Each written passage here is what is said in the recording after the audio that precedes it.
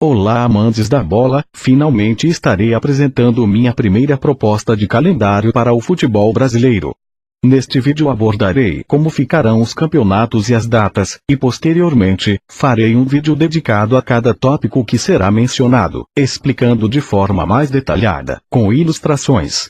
Também pretendo fazer outras propostas posteriormente, com diferentes configurações, como Libertadores e Sul-Americana no primeiro semestre, e adoção do calendário europeu.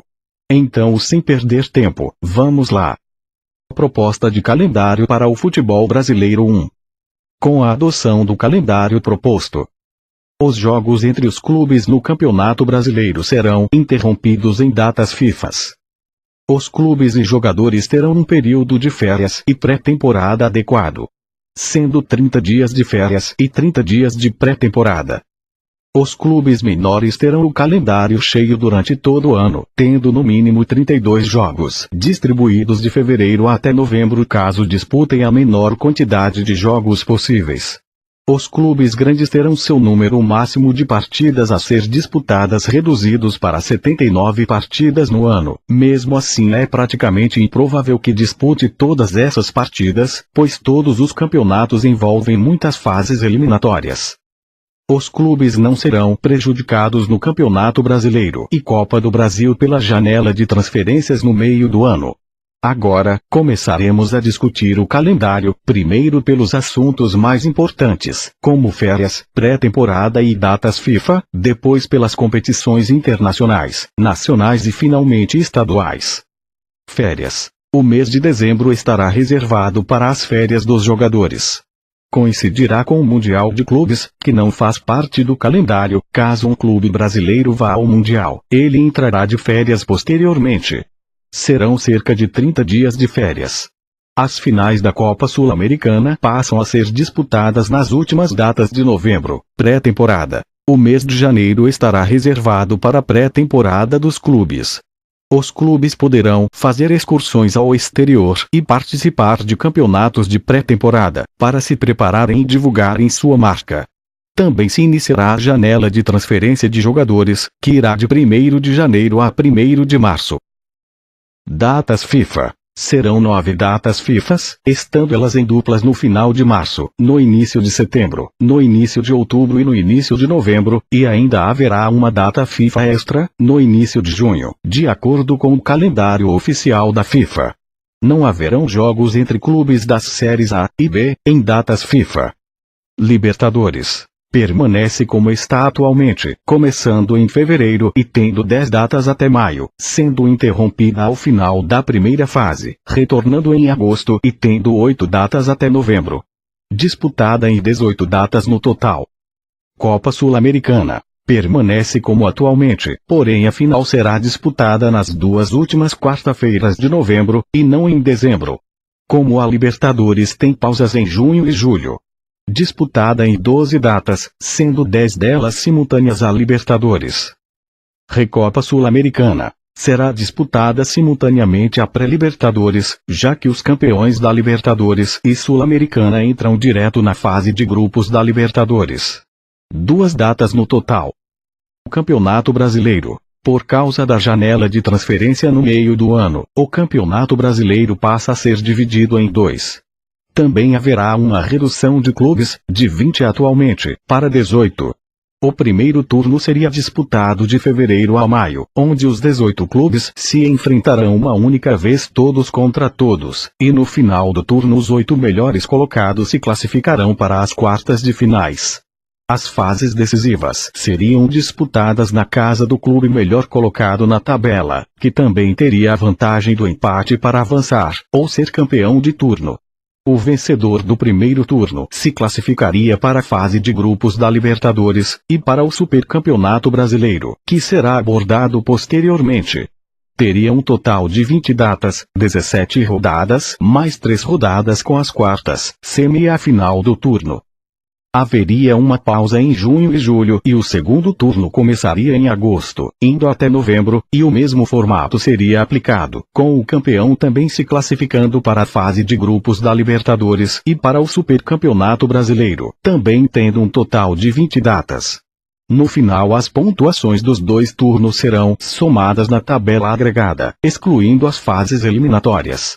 O primeiro colocado da tabela agregada seria o campeão brasileiro, e os dois melhores colocados a seguir, que não foram campeões de turno, se classificam para a pré-Libertadores.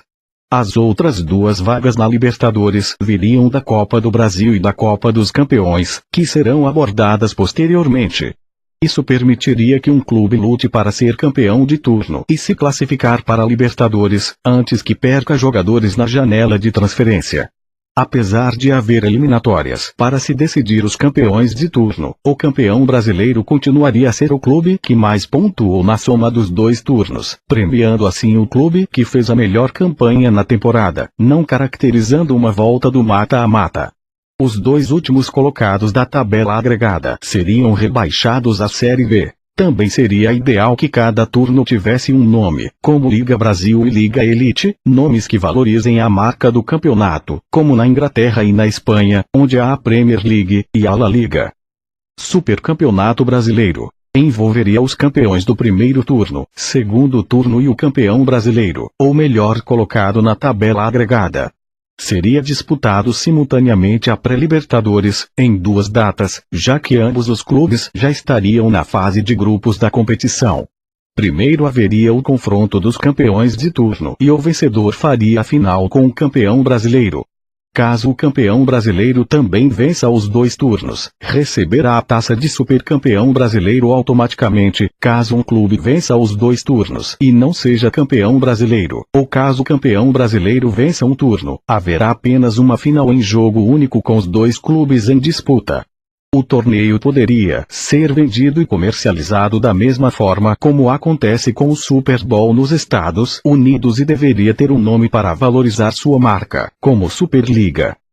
O Campeonato Brasileiro Série B seria disputado por 18 clubes e teria o mesmo formato da Série A. Os campeões de turnos se classificariam para o play-off de acesso, que daria uma vaga na Série A. A outra vaga na Série A seria do campeão da Série B, que é o clube de melhor campanha na tabela agregada dos dois torneios.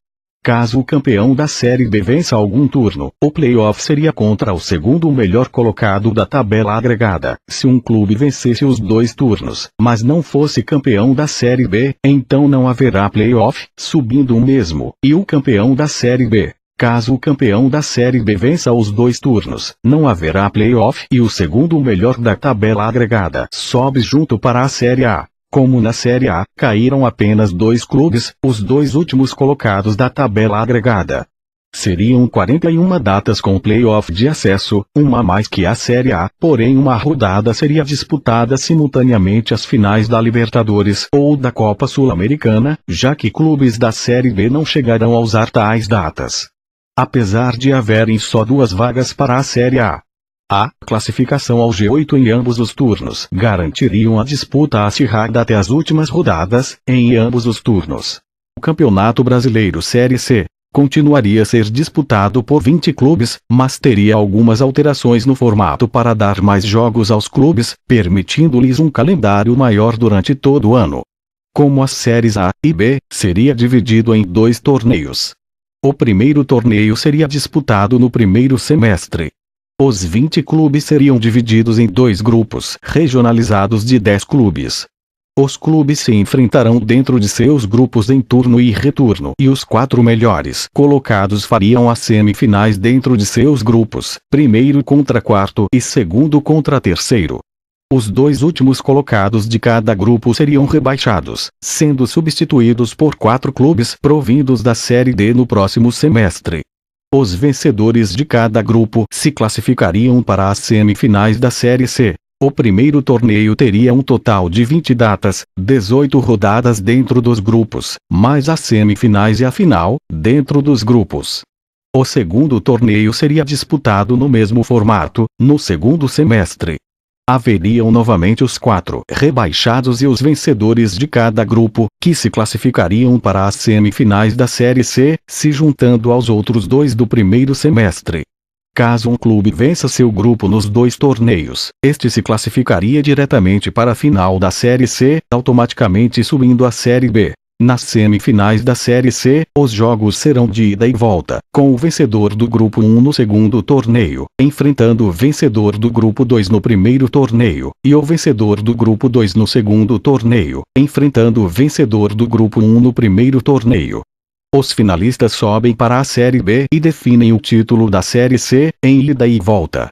A Série C teria um total de 44 datas, 20 datas para cada torneio, e 4 datas para semifinais e final em jogos de ida e volta, tendo 4 datas a mais que a Série A. Estas 4 datas a mais poderiam ser disputadas simultaneamente a alguma competição internacional ou a datas FIFAs, já que clubes das séries C não possuem jogadores de seleção brasileira.